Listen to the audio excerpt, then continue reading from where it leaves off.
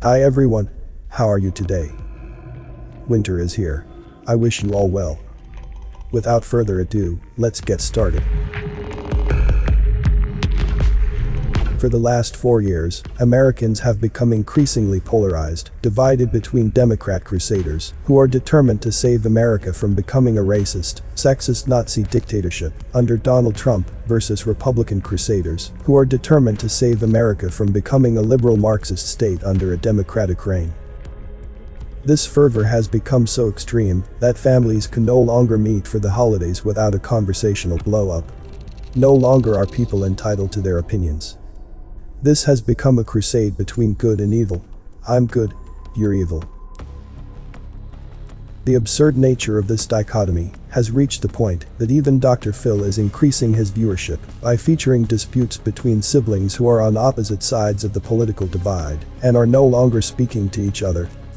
At this point, all that remains to be done by the networks would be to air a red versus blue television game show in which contestants compete with their own family members to win the White House.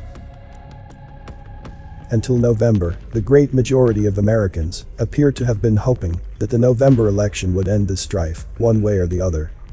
My take on this has been that the opposite would happen after 3rd November.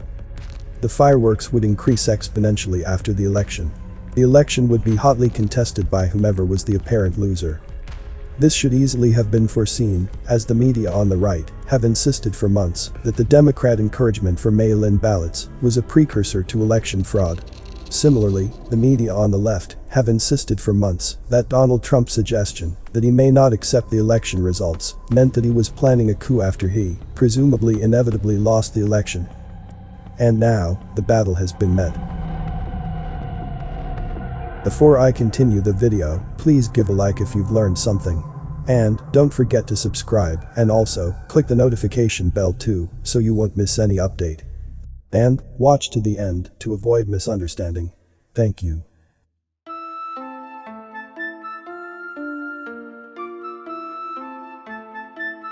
It's been estimated that 93% of all Fox watchers are Republicans and 95% of MSNBC watchers are Democrats.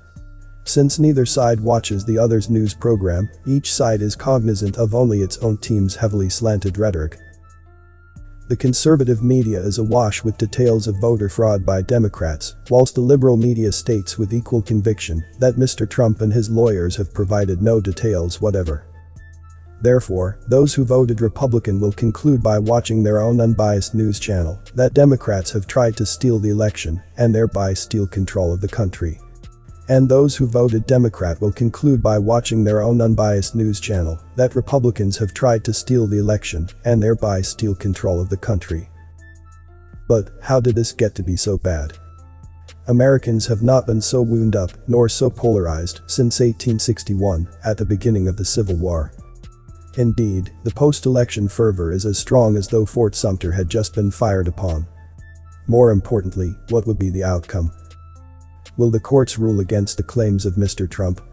If so, that decision will enrage an already angry right-wing crowd, refusing to vacate the White House and defending it against the pinko mob. Or will the courts rule in favor of Mr. Trump? If so, that decision will unleash nationwide riots, intent on bringing down the evil dictator. Either way, we can anticipate that the US will be in flames. If for any reason the level of strife is insufficient, those with deep pockets will hire squads of shills as mercenary soldiers. The populace will be in terror. Republican voters will beg the federal government to bring in the troops to contain Antifa and the BLM mob. Democratic voters will beg the federal government to bring in the troops to quell the Republican militias. In such an upheaval, the one thing both sides will have in common is that they will both beg for the creation of a police state. And the federal government will answer that call. Martial law would be declared, possibly as a temporary measure, until normalcy has returned. But what if normalcy does not return? What if pockets of violence continue to pop up all over the map with regularity? If that occurs, martial law would need to continue for as long as it was deemed necessary, which would be likely to translate into a permanent police state. At one time, the media was for the most part impartial and benign, but in recent decades it has been bought out by 4 large corporations. And some of those corporations own and direct both liberal and conservative networks, which would seem to be at odds with each other. However, they are not. Today, the objective of the media is not to offer news.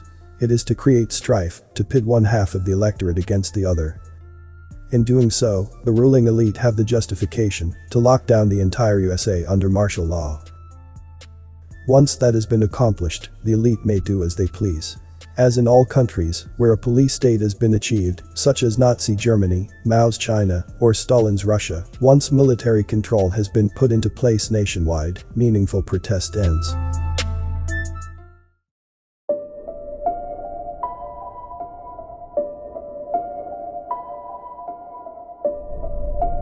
In each of the above cases, the populace was whipped up into a frenzy of hate and violence against the Jews or the aristocracy, or whatever other demon had been invented. But the real objective and the result were the subjugation of the populace. The American populace has been programmed like wind-up toys, with the ruling elite winding up the keys on their backs as tightly as they will go. When the levers are released, Americans will act dramatically and, in many cases, blindly.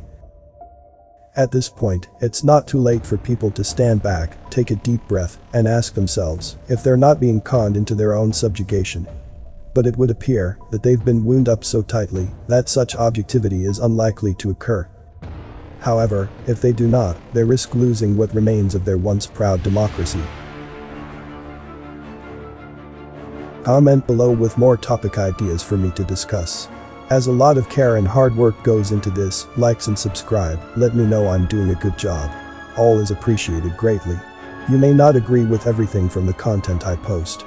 Apply critical thinking and use discernment to come to your own conclusions regarding the content. Thanks for watching this video. This Everything Inside Me channel, see you on the next video. Stay safe and healthy.